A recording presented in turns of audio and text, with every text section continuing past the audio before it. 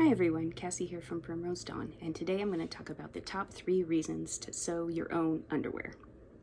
Number 1, customize the fit. You can adjust the bum coverage to fit whatever you need.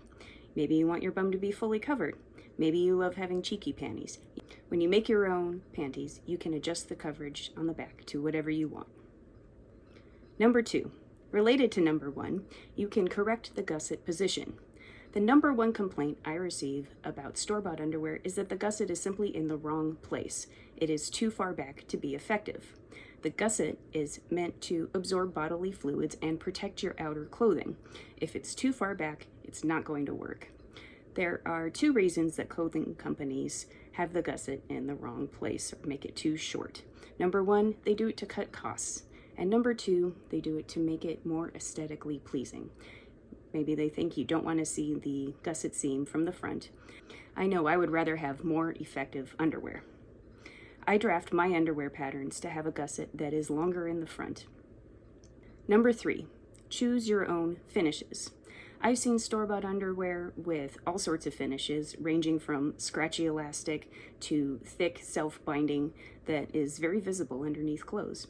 When you make your own underwear, you can choose whatever finish you want. You can do the classic Pico edge elastic. You can do thin, matte, flat elastic. You can do fold-over elastic that is pretty soft.